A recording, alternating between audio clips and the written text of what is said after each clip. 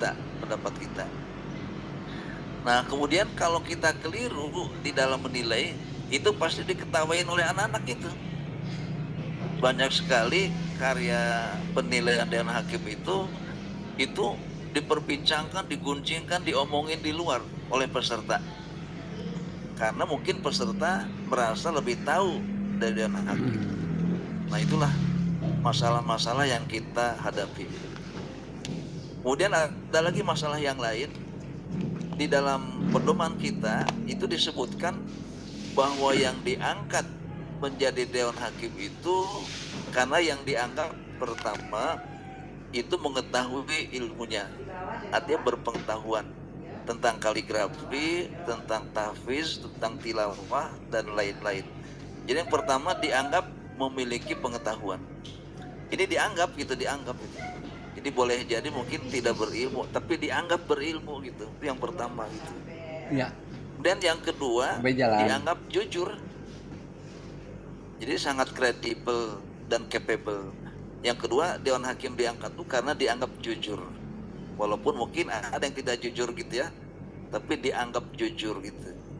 Nah, maka yang pertama pengetahuan itu tentulah kita harus betul-betul menguasai ilmu kaligrafi.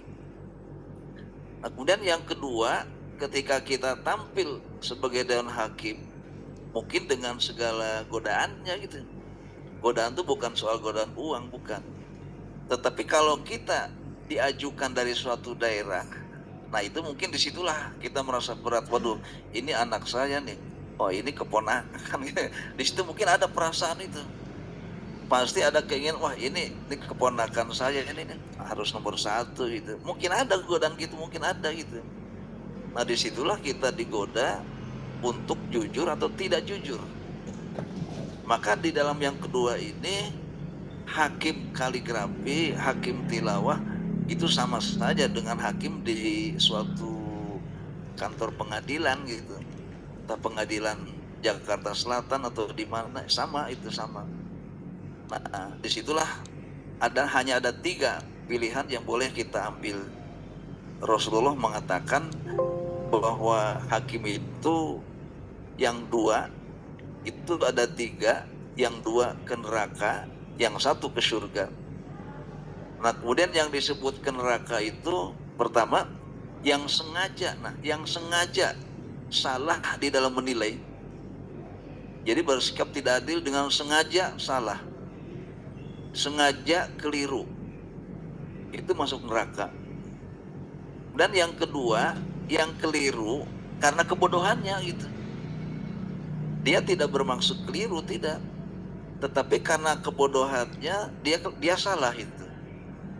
Akibatnya yang rugi tentulah yang dihukum itu. Jadi anak-anak yang diberi keputusan hukum itu, itulah yang jadi korban, bukan sengaja, tapi hanya karena Dewan Hakim itu teledor. Teledor yaitu tidak memiliki ilmu. Dia mungkin jujur tetapi tidak memiliki ilmu.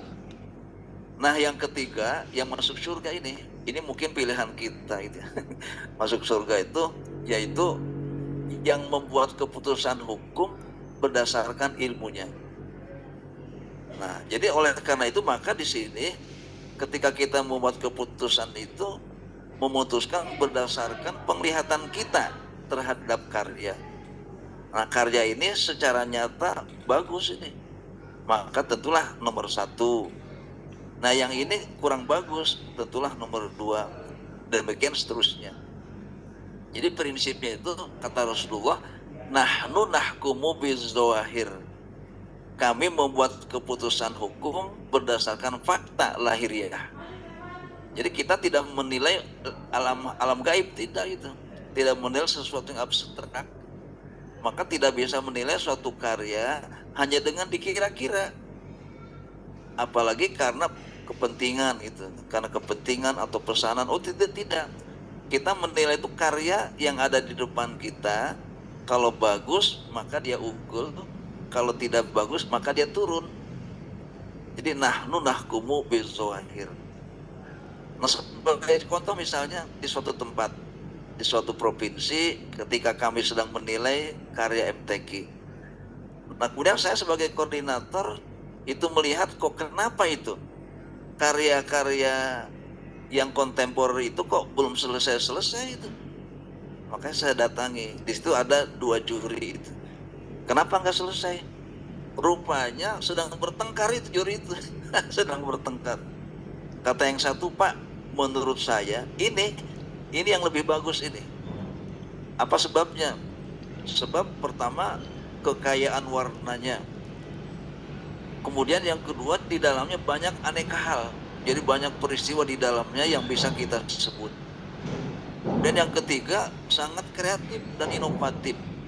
Oh begitu ya. Sedangkan itu tuh yang karya yang itu warnanya hanya hitam saja itu. Hitam dengan sedikit warna yang lain. Kelihatan sekali miskin fukara wal masakin itu kelihatan di situ katanya gitu. Bagaimana mungkin itu juara? Oh begitu ya.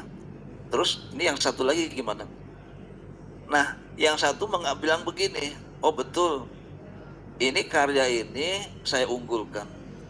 Memang kelihatannya itu hanya hitam, jadi dominan hitam. Tetapi di balik itu semua, dia terangkan ada warna-warna yang tersirat, ada hal-hal yang gak kelihatan di balik itu semua. Akhirnya kanvasnya saya ambil, saya balik ke belakang, mana itu di balik itu semua, mana nggak ada, putih saja itu. Kata di balik itu semua, mana? Tidak ada itu. Setelah saya balik kanvasnya itu, nggak ada di balik itu semua, mana? Apa ini ada di baliknya itu? Nggak ada apa-apanya itu. Nah, maka di dalam menilai saya bilang, kita menilai itu adalah hasil karya secara nyata yang ada di depan kita. Nahnu nahkumu bizzahir, kita tidak menilai yang gaib atau alam gaib. Kita pun tidak menilai benda yang abstrak. Maka yang tidak kelihatan ya tidak ada itu. Yang adalah yang kita nilai. Maka menurut pendapat saya betul ini. Yang pertama ini lebih unggul dibanding dengan yang kedua. Oh ya deh terserah Ustadz aja katanya gitu ya. Terserah Ustadz aja. Ya betul begitu. Jadi kita menilai itu tidak sulit sebetulnya.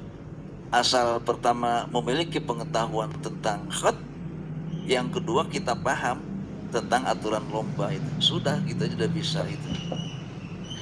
Nah kemudian sebelum kita tadi tuh bisa nah sebelum kita langsung kepada teknik penilaian, maka akan kita perlihatkan kembali karya-karya yang tadi sudah ditampilkan Ustaz Disep, hanya untuk memperlihatkan beberapa jenis kaligrafi yang berkembang di Indonesia. Hanya sekedar untuk melihat kembali saja.